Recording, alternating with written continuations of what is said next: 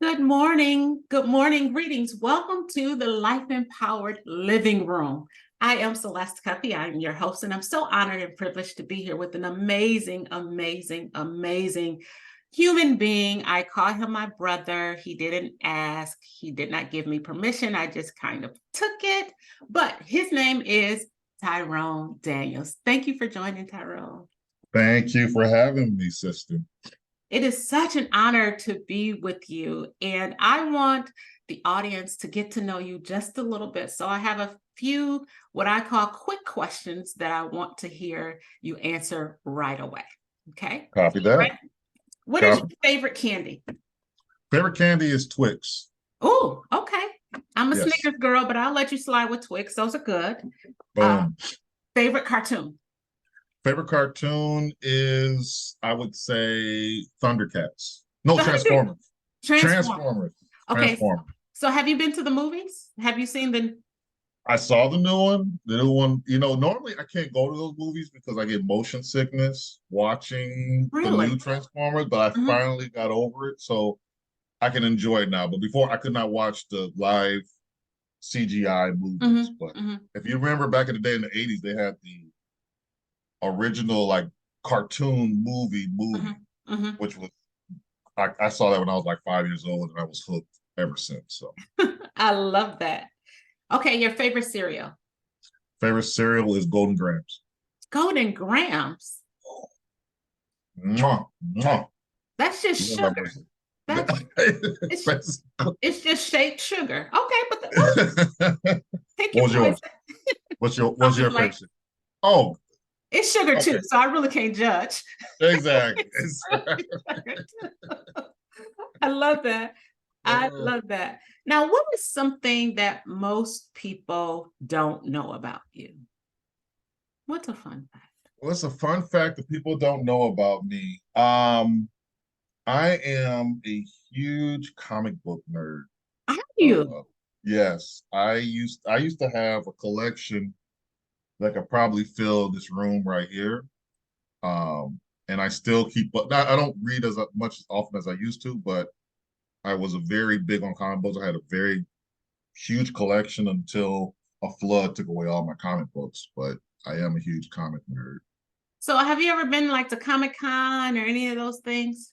I used to go, but then it started to get a little strange at Comic Con, and people started doing some weird stuff. And I'm like, you know what? I will just read the comic books at home, and not go there anymore. But I have been before. Yes, ma'am. That is so cool. Okay, so let's start to go a little bit deeper. If you were to look at this chapter of your life, and if this chapter that you're in right now was a chapter in a book, what would this chapter be called? I would say this chapter is rebuilding. Rebuilding. Tell me about that. What are you rebuilding?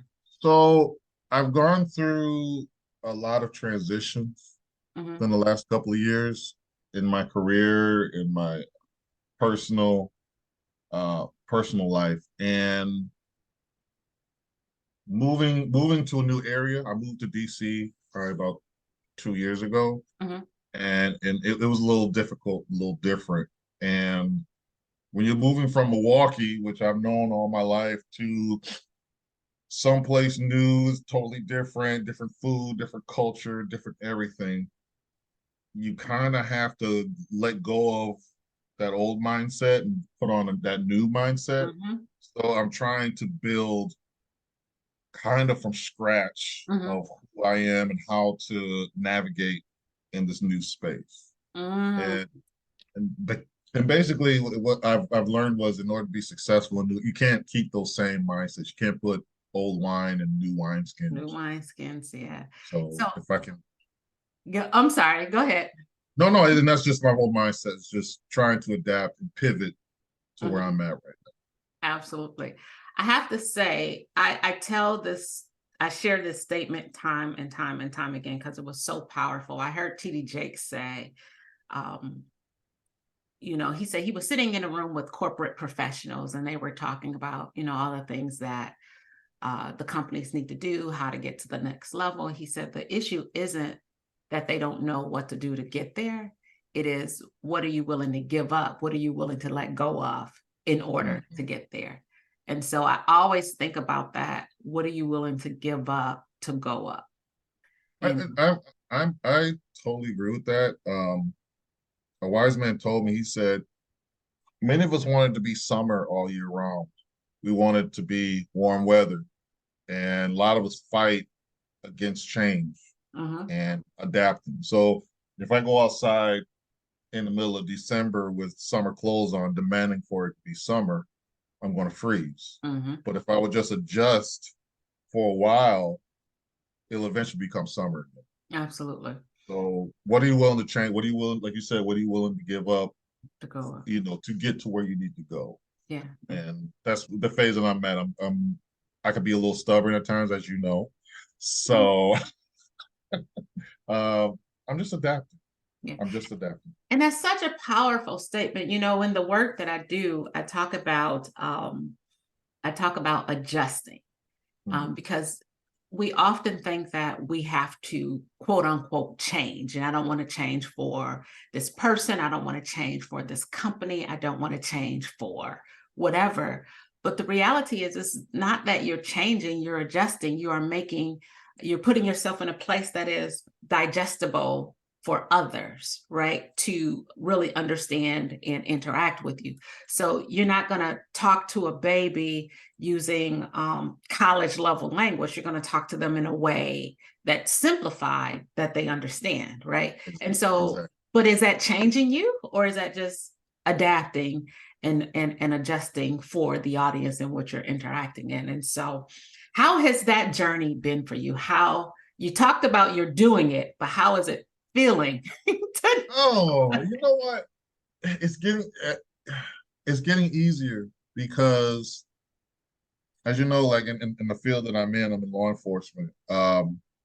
You got to adjust for the room.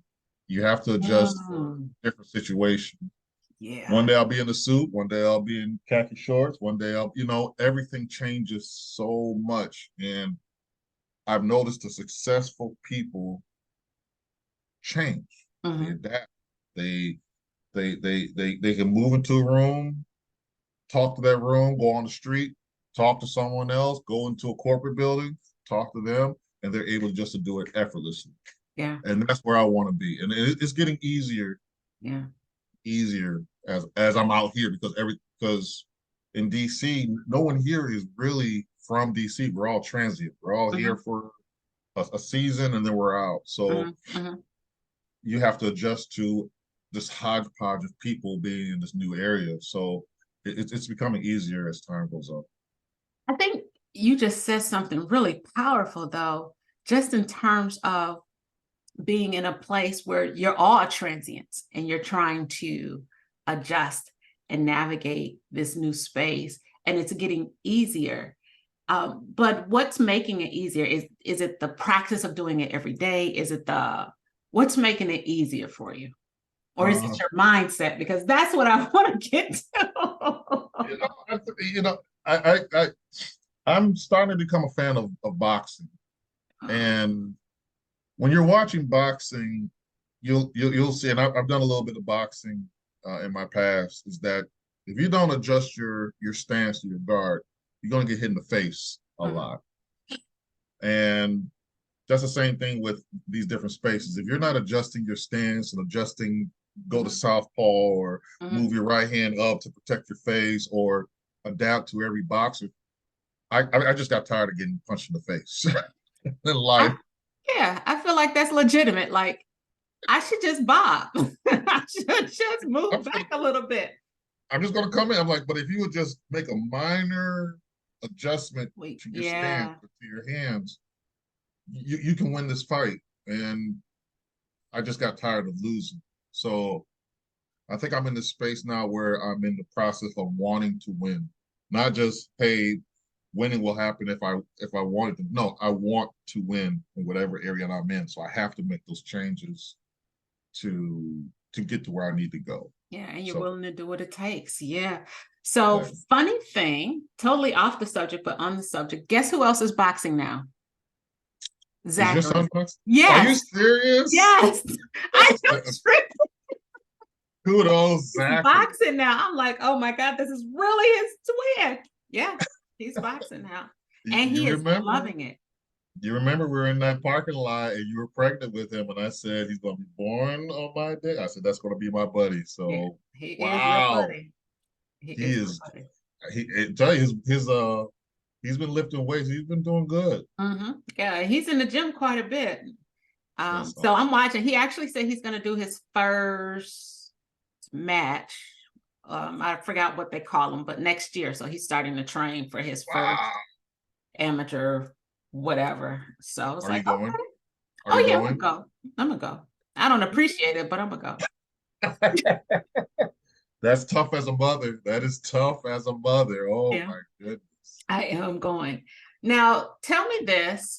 Um, when you were talking about being adaptable, this is so good. That's why I'm digging in. One of the things that I realized is we often put ourselves in positions where we say, I'm not good at that. I'm not going to do, I'm going to stay in my lane, right? Mhm. But you've talked about saying that in any environment that I walk into, I want to be successful in it. What do you say to people that say, I am only wonderful in corporate spaces, or I'm only good at this one thing, as opposed to challenging them or myself in this specific situation to branch out and try to stretch so that you can do well in multiple areas? Did that make sense? It did Um, in my mind. yeah, that makes Okay. no, that makes sense. That makes sense, and that's a good question because I think we put ourselves in boxes that God does not want us to be Mm-hmm. in. Yeah.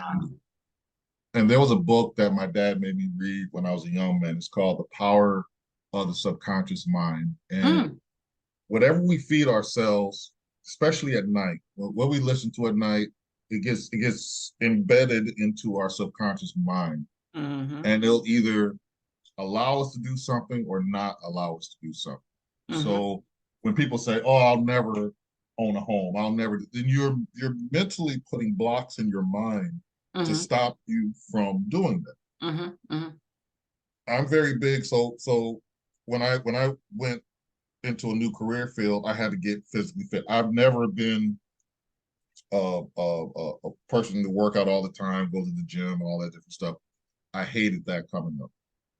But in order for me to do this, I had to start feeding myself, hey, step outside of what you've always done because Mm-hmm. insanity is doing the same thing time after time and expecting different results. You got to do something different. You have to step outside of that this box that you're putting yourself into. And once you start thinking like that and start moving toward that space, even if you're not great at it, at least you try Mm-hmm. and are consistent. The power of perseverance will allow you to surpass what it is you think that you was not able to do. Mm-hmm. Mm-hmm.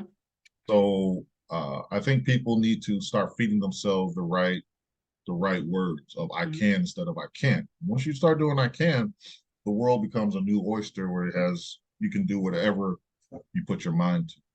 I love that. And I'm so glad that was a perfect segue because, my brother works for the FBI. So play if you want to. Stop, But with stop, that said, stop, can stop. you tell the story? Tell me about your journey. How did you get here? How did you know? Whew, that's a good question. It was a journey that so when I was a kid, I've always wanted to I wanted to be a detective. If you go to my parents' house, I have a little thing that I wrote up when I was like 6 or 7 years old of what you want to be. Mm-hmm. And I drew a picture of myself as a detective and said, hey, when I grow up, I want to carry a badge, I want to carry a gun, I want to solve crimes, I want to do all this stuff. Mm-hmm. Mm-hmm. Because I used to watch, my dad used to watch all these crime movies and you watch Clint Eastwood Mm-hmm. and Mm-hmm. Steven Seagal and all these cop movies coming up. And so I wanted to do that. And but then I found out, so coming up, I had a bad stuttering problem. So they were going to put me in special education, but my parents fought for me not to be in special ed. And then I was just dealing with not being as athletic as everyone else, and so I kind of let that go. Mm-hmm. So I went through college. I got an English degree and was working at a bank. Well, one day I looked on the TV and they said, "Hey, the FBI is having a lot of retirees and people leaving the job. They're in Mm. need of people to join the force." So I said, "Okay, well, why not?" So I took every position that they had and I applied for every one. If it was supervisor, non-supervisory, and I just applied for everything. Did not hear anything. Mm-hmm. Crickets. So I'm like, okay. So I get laid off from the bank. I go to another job, and then one day I get a call while I'm sitting at home, and this lady from the FBI was like, "Hey, we received your application for a clerk. Would you like to come in?" And I said, "Sure." I came there. I didn't even have an interview. They said they gave me a polygraph. They asked me some questions. They said you can start next week. Wow. And I started. They did backgrounds and everything, Mm-hmm. but from that point on, I've been in law enforcement ever since. It was just a fluke. It was just me just putting in applications. I said, God, if you're God, let them pick my application out of the If national. you're God, you better If come you on and God, challenge him. Oh, don't bother his ego. If you who you say you are. like, do it. Go ahead and do it. You Show fine. Go me. ahead. I love that. Oh Yeah. man. And so tell us about your ascension now. Like, so you started off as a clerk, but you're not a clerk now. You're doing. No. So what I did was I started off as a clerk where I would come in from 4 to midnight, 5 days a week, and I would make sure the coffee pots were turned off. I would answer the radio, I'd answer the phone. So I could tell you stories about the crazy phone calls that I've received at 11 o'clock at night. I've had hostage negotiations at 11 o'clock at night. I've had people threaten people at 11 o'clock at night. I've had craziness. Then I transitioned to where I was a clerk over all the wiretaps in the Mhm. office. So wiretap is that law enforcement wants to listen to a criminal or a Mhm. criminal organization. They tap their phones and then they record all their information. So then, therefore, I would take all those tapes, CDs, and I would keep them in a file. Mhm. Then after that, I got processed to what you would call a intelligence analyst.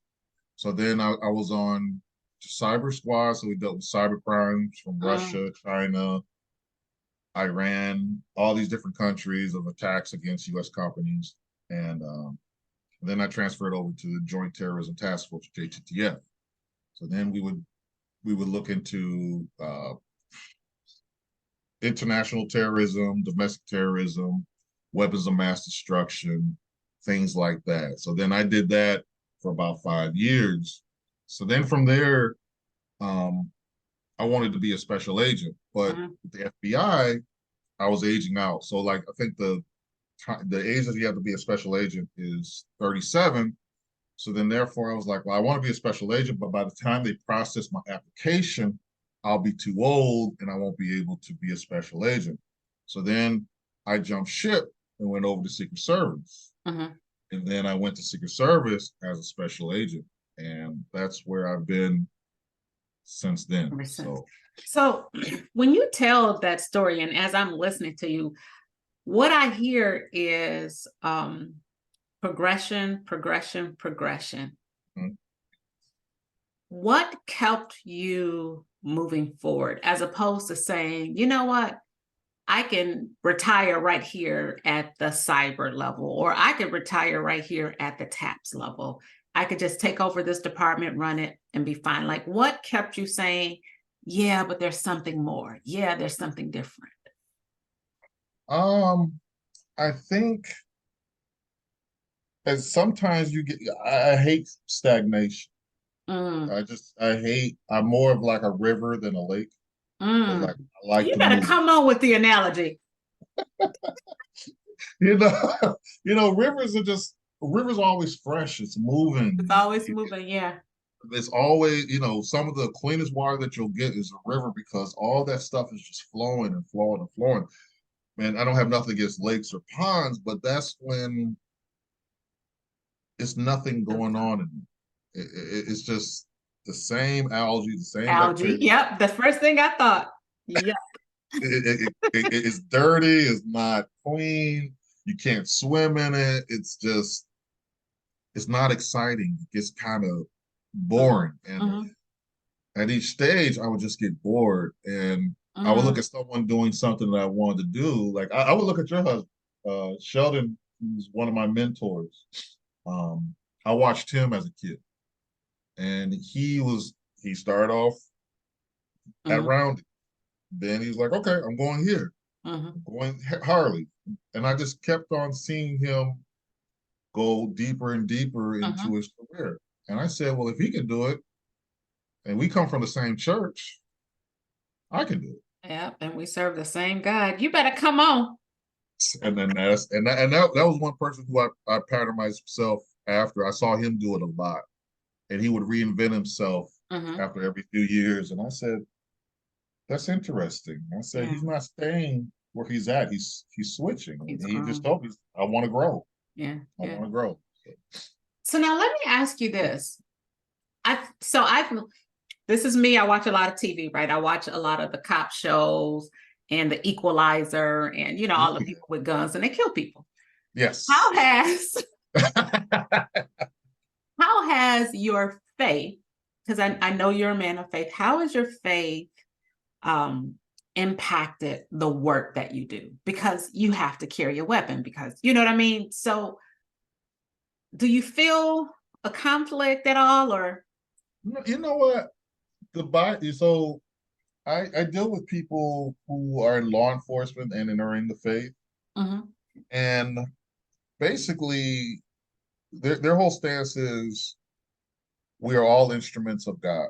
mm-hmm, And throughout the Bible, there were people who were stationed to protect, whether it's the people of God, the things of God, or whatever it may be.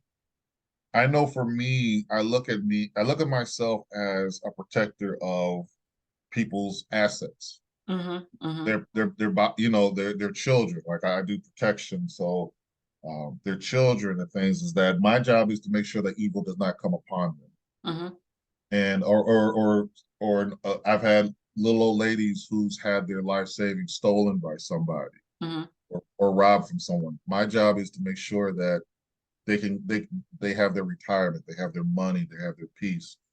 And unfortunately, at times we may have to use force to do that. mm-hmm, mm-hmm, And I think as people of God, I don't believe in violence, but I do believe in self-defense. mm-hmm. I do believe in protecting those who cannot protect themselves. And I believe that's how God operates. Mm-hmm. And so that's my thing, is that I look at it as if I treat people with respect, whether you're criminal or non-criminal, but I protect those who cannot protect themselves, Mm-hmm. it kind of evens itself out. And I'm able to do it.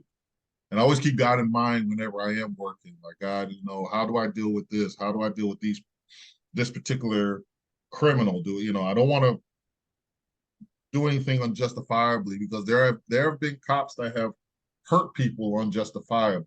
Mm-hmm. But it's me taking the time and abiding by the law, respecting people's human rights, their civil rights, and things like that, but Mm-hmm. also doing my job and taking bad people off the street. That's so cool. Okay, so that helps me. I am so weird about stuff like that. And so I'm thank you for that perspective. Okay. 'Cause I'm always curious on how to navigate that. And I know you want to protect yourself, but sometimes I'm like, I want to protect myself, but I don't want to hurt anybody. And sometimes you can't do both, right? And that's and I'm fortunate I have not, again, because my brother works for the FBI. I don't have to worry about stuff like that. But I'm just saying, I do think about it because I try to be aware. Now, speaking of awareness, I know that just based on what we've talked about so far, and then also because I know you, you have a very high level of self-awareness, even admitting that you're stubborn. You have a very high level of self-awareness. But tell me, what have you learned most about yourself in this journey? I think in this journey, the worst thing that you can do is lie to yourself. You that is the last person, which I don't believe you should lie. That's the last person that you should lie to, because there are some things that I watch you do. You do your podcast, you do different things, businesses. I'm honest with myself. I can't do what you do. I can't. That's just not my lane. But now let me play a devil's advocate right there. Is it that you can't do it, or you've not persevered and tried to do it? And how do you know the difference? I think, like I've always wanted to be in high school. No, in grade school, there was a troupe, an acrobatic troupe called the Jesse White Tumblers. And it was a bunch of guys who could do backflips, do 15 backflips in itself, land on their feet and good to go. I am 6'5", and I'm a very big man. There's no way I could do that. I could persevere. I could do my best, but I have to understand that just ain't my lane. Just not my lane. And I'm at peace with that. You come to terms and you got to be okay with it. Gotta be okay with that. But you know, that's true. No, I'm listening. I'm like, yep, I gotta be at peace with that. I'm not saying that I could attempt it, but there are certain arenas that I just should not step into because that's just not my lane. Not saying I do believe you can do whatever you want to do if you put your mind to it, but I think I can use my talents towards something that I can do. I can try. I can attempt. So that's how I think about it. That's funny. When you think about your journey, because we're talking about your journey as we're sitting here in the living room chatting, and you think about what your capabilities are, and then you think about what you have, I don't want to say left to do, but what else you want to do. What is that like? Do you do like 5-year plans, 10-year plans? Like, how do you prepare for your what's next? So I'm a big person of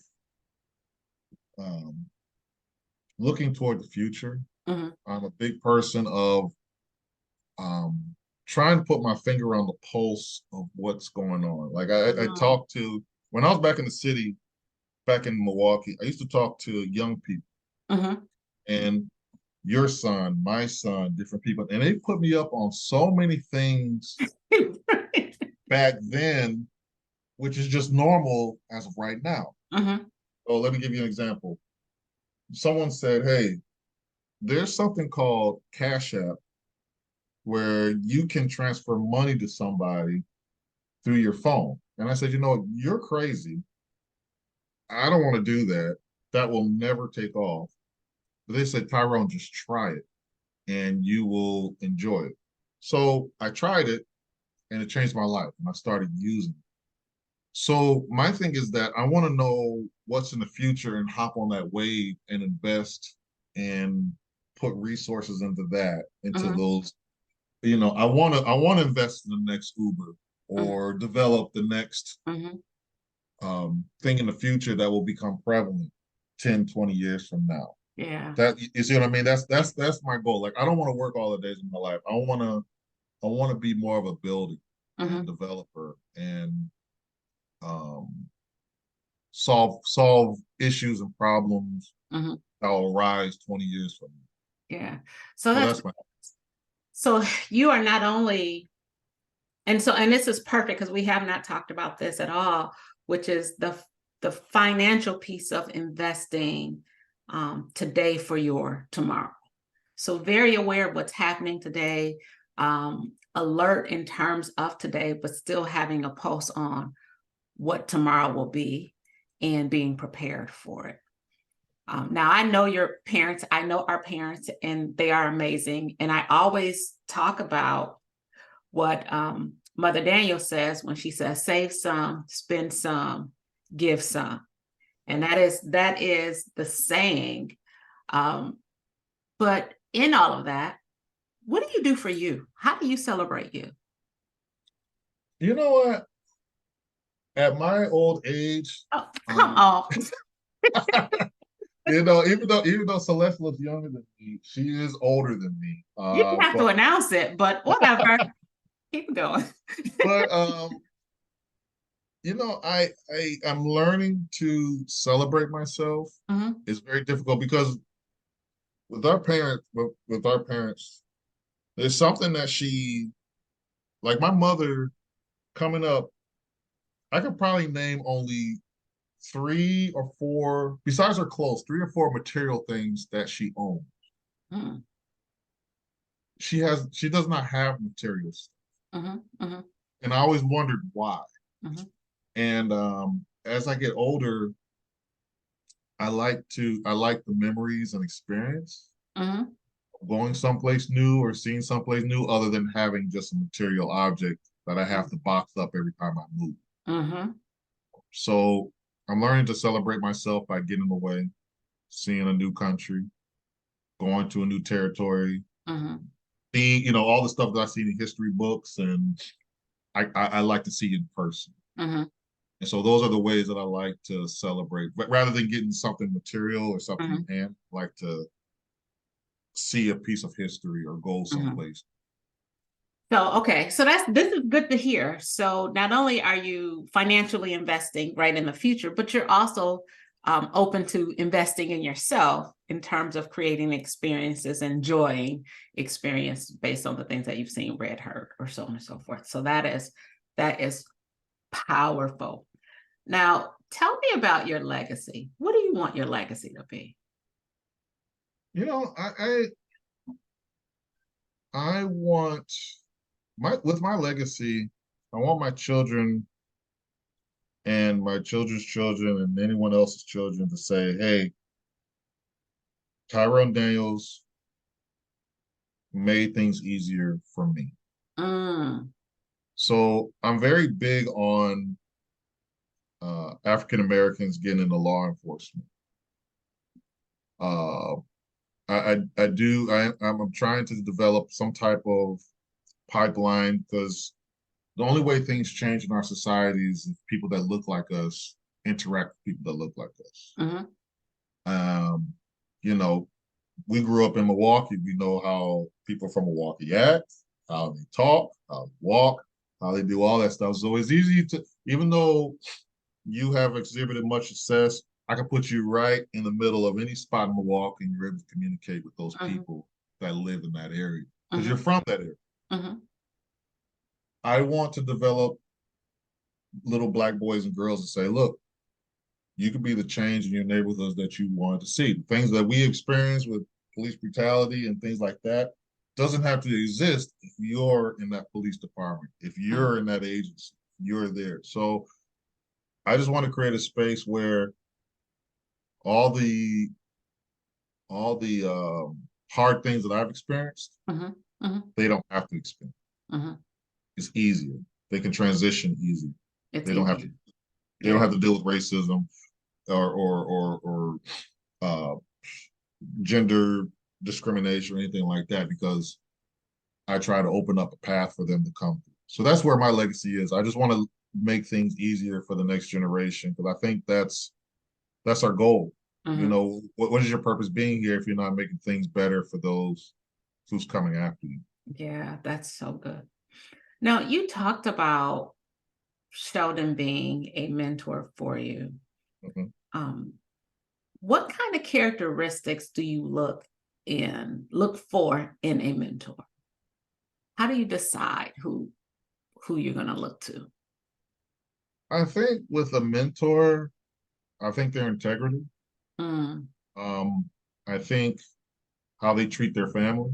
mhm, That's a huge indicator to me on how I look at you as mentor because if you can't treat the people who live in your house right, how are you going to treat other people? Mm, Right. Like if you can't love your wife and love your kids, and I always saw your husband, my dad, different people that I grew up watching, they always loved their family mhm, first. mhm, And I recently saw that never trust someone who loves their work more than their family mm, because I've worked for people who have mm, valued their job more than their family, mhm.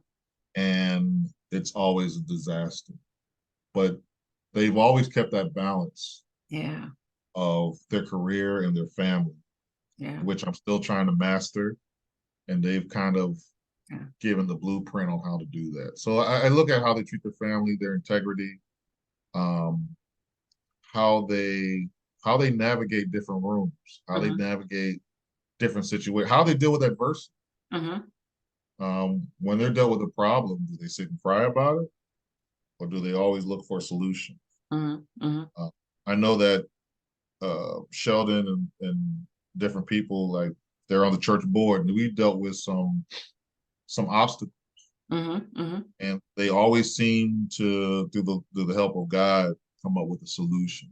Absolutely, absolutely. And they're always solution minded. He's always solution minded people. I don't Mhm, want to know what the problem is. What is the solution to the problem? mhm, mhm. And So, so when you think about that, so that's looking upwards, right? So that's looking upwards to a mentor. Now I want to ask you to look backwards. If you were talking to your younger self, mm, what would you say to you? if I were to talk to my younger self, I would stress never be afraid to be authentically you. Mm, Never cower down or try to change yourself. Now, don't get me wrong. We talked about adaptability. right. That's one thing. Yeah. That's one thing. Now we understand that. I know if I'm going into a meeting, I have to wear a suit. I have to adapt. I don't Mhm, want to wear a suit. I have to adapt. mhm, But there are some core things about us that makes you who you are, that makes you unique. That is God's thumbprint to identify you as you. mhm, You don't try to change those things and be something that you're not. mm, And once you realize who you are and who God created you to be, and be at peace with that, mhm, your life will change. I'm at 40 something. I'm just now being at peace with who I am. mhm. It takes a while It for takes me. it, it, it takes a while. But I noticed like my son, which I love my son Josh, he's at peace with being who he is at a young age. Mhm, And I respect that. He says, look, he's getting into tattoos now. And he's doing the artwork and stuff. And I've never had a tattoo. I never had one. Nothing against tattoos. I think tattoos are wonderful. But he's like, I'm gonna wear tattoos. This is what I'm gonna do. And he's mapped out his arms and tattooed his arms and doing what he wants to do and wearing his hair like he wants to wear it. And he does not care what anyone else says about it. mhm, mhm. Walking his path. And that's what I would tell myself. Just be at peace with being yourself, be authentically you, be who you are and not who you ain't. Because if you are who you ain't who you is. That's a mouthful. I love it though. So now, and I love that you cited that example about Josh. And this is why, because sometimes as parents, the things that stress us about our kids, because we understand how life worked for us. Mhm. And so it stresses us about our kids, but in another way, we respect it and we admire it, right? Yes. So I think about Alyssa, my daughter, just the way that she grew up, we made it easier for her. And then she was doing stuff. I was like, hey, time out, slow down, be easy. But she was comfortable in her skin the Right. entire time because we taught her to be like that. And then we wanted to put these extra guardrails around her, which were necessary for us, but they Mhm. weren't necessary for her. And Right. so she still can be successful. And now I'm working with corporate leaders who got tats all, and these are ladies. And I'm like, well, come on here, girl. Let me go get a little one on my ankle, So it's so different. And we just have to remember that. But I also think that as a parent, that is our protective mechanism, because we just want to protect them, because we're still trying to make it easier for them. And so that's such a powerful point. And so now I have enjoyed my time with you, brother. I always enjoy talking to you. We can sit and talk for hours, as we've Always. done. Always. As we've done. But as we are wrapping up here, I want to ask you this question. If there was one thing that you could say to the entire audience on something they could do today to live life empowered, what would that be? I think, and again, I'm a man of faith, and I know this transcends just faith, but business and different things, is connect yourself to a higher power.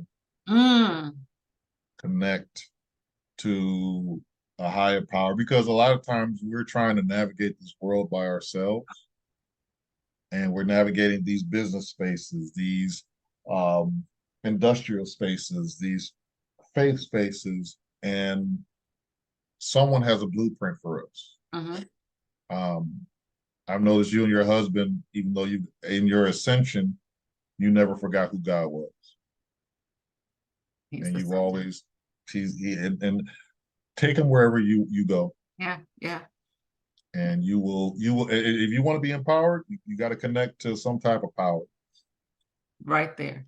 Right there. On and wrap up the podcast well. Boom. Right. Boom. Mic drop. I love it.